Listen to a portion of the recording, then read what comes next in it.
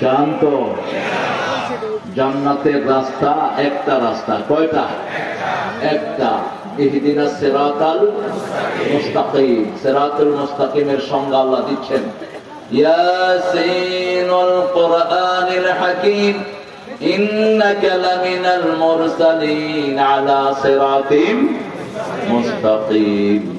ইয়াসিন শব্দগুলোর অর্থ আল্লাহ ছাড়া কেউ জানে না। বিজ্ঞানে ভরা কোরআনের কসম, হে নবী আপনি প্রেরিত একজন। সিরাতুল মুস্তাকিমের অন্য নাম হলো মুহাম্মদ সাল্লাল্লাহু আলাইহি ওয়াসাল্লাম। আমরা বললাম পেতে হলে কি করতে হবে? এই সূরা ইয়াসিনে আল্লাহ জবাব দিয়েছেন, আনি'বুদুনি হাদা সিরাতুম মুস্তাকিম। আমার ইবাদত করো, সিরাতুল মুস্তাকিম দেখিয়ে দিবেন কে? আল্লাহ। আমরা বললাম আল্লাহ রাব্বুল আলামিন। কিভাবে এটাকে পাওয়া যাবে? আল্লাহ বলছেন, আমাকে যে মজবুত করে ধরবে, ওয়াবাইয়াতাসিম বিল্লাহি ফাকাদ হুদিয়া ইলা সিরাতিম মুস্তাকিম। আমাকে যে মজবুত করে ধরবে, আমি তাকে সিরাতুল মুস্তাকিমে তুলে দেব। আজকে যখন কথা বলছি, ফিলিস্তিনের ভাইয়েরা চিৎকার করে কাঁদছে, শিশু মায়ের জন্য কাঁদছে, মা শিশুর জন্য কাঁদছে, রক্তের সাগরে ভাসছে তারা। আজকের ময়দান থেকে ওয়াদা নিচ্ছি, একটা ইহুদির বাচ্চাকেও আমরা এমনি ছেড়ে দেব না। রক্ত গিয়েছে আমার ভাইয়ের, ইহুদিদের রক্ষা নাই। কোন হারামখোরকে মুসলমানদের গায়ে টাচ করতে দেব না। আগামীর পৃথিবী প্রতিশোধের পৃথিবী, আগামীর পৃথিবী ইসলামের পৃথিবী, কোরআনের পৃথিবী, মেহেদির পৃথিবী। তোরই আছেন তো মুসলমান? হাত তুলে দেখাও।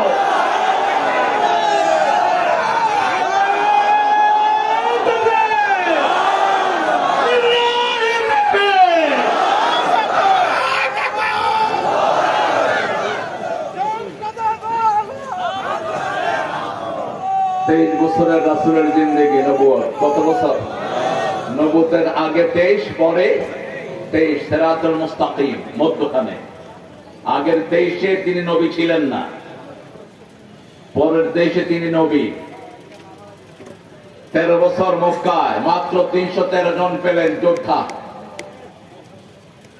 আর পরের 10 বছর 80টা যুদ্ধ করলেন, নিজে 27টাতে সেনাপতি হলেন।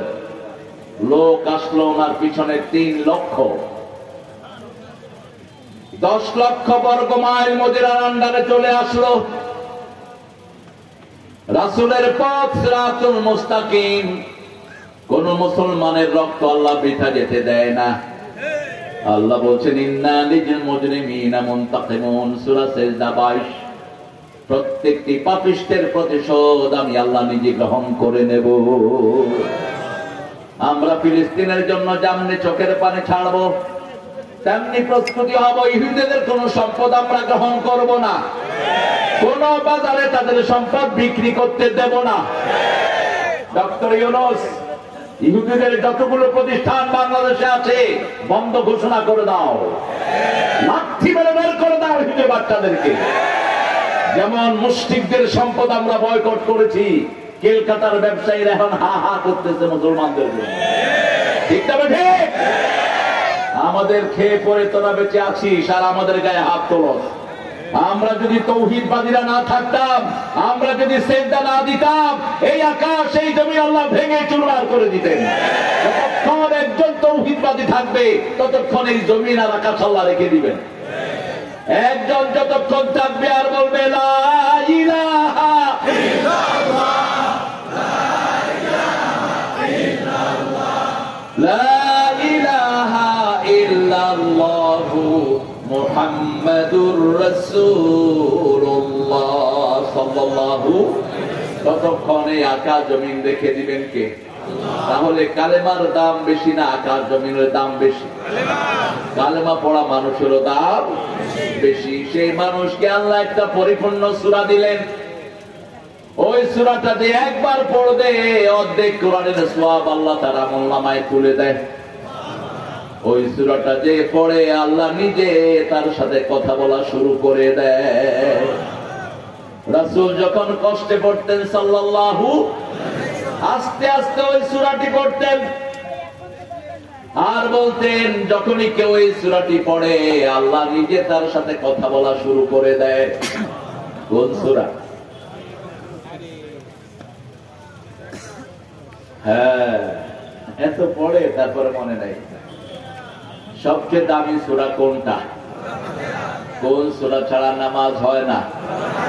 কোন সূরা কোরআনের ভিত্তি? কোন সূরা দিয়ে দোয়া করলে আল্লাহ দোয়া ফিরিয়ে দেয় না?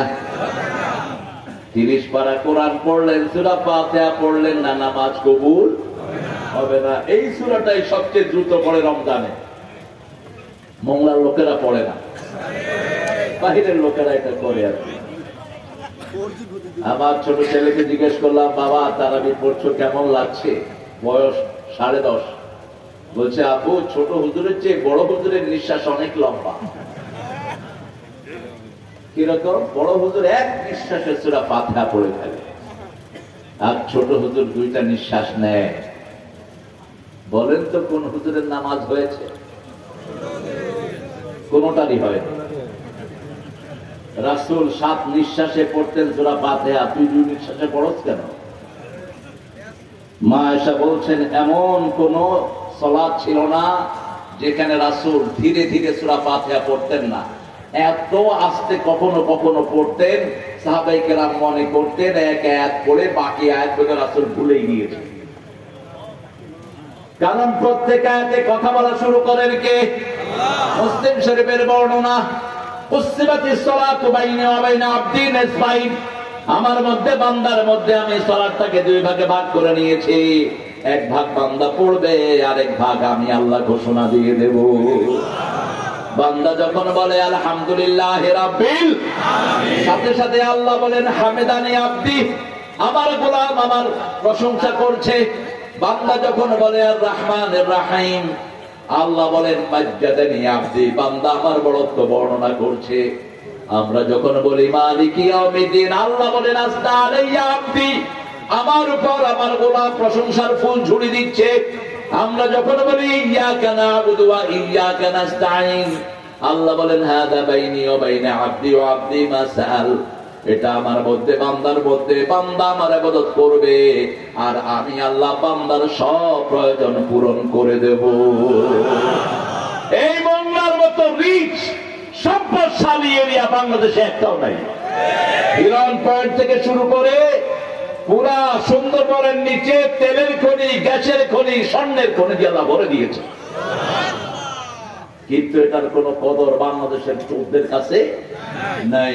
আছে চুরি করার জন্য, উন্নতির জন্য না। এখানে পুকুর থেকে পর্যন্ত গ্যাস তুলে মানুষ রান্না করে। আপনাদের এখানে কোথায় কোথায়? মিঠাখালি, মিঠাখালি নামও শুনেন না? মিঠা খাইবেন, শুধু চিনি খাবেন না, মিঠা খাইবেন, তাহলে আর ডায়াবেটিস হবে না। কি বরকত দিয়ে আল্লাহ ভরে দিয়েছেন। কেন? এই জায়গাতে আল্লাহর সেজদাকারী বেশি, এই জায়গাতে কোরআনের প্রেমিক বেশি, ঠিক না? ঠিক। এই জায়গার মানুষ আল্লাহকে ভালোবাসে সবচেয়ে বেশি। বিপদ আপদে সবাই কার কাছে ধন্না দেয়? প্রশংসা সবাই কার করে? অবাক হলাম, একটা হিন্দু ছেলে বলছে এক হও, এক হও। আর মুসলমান, তোরা কবে এক হবি? তোমাদের মধ্যে যেগুলো এখনো অনৈক্যের চিন্তা করছ, এই ছেলেটা থেকে শিক্ষা গ্রহণ কর, ঠিক কিনা? আল্লাহ যেন ছেলেটাকে তাওহীদের জন্য কবুল করে।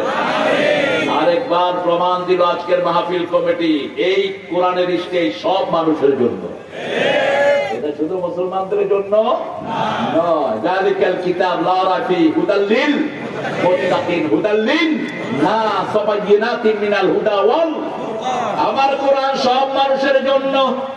যেমন বৈষম্য বিরোধী আন্দোলনে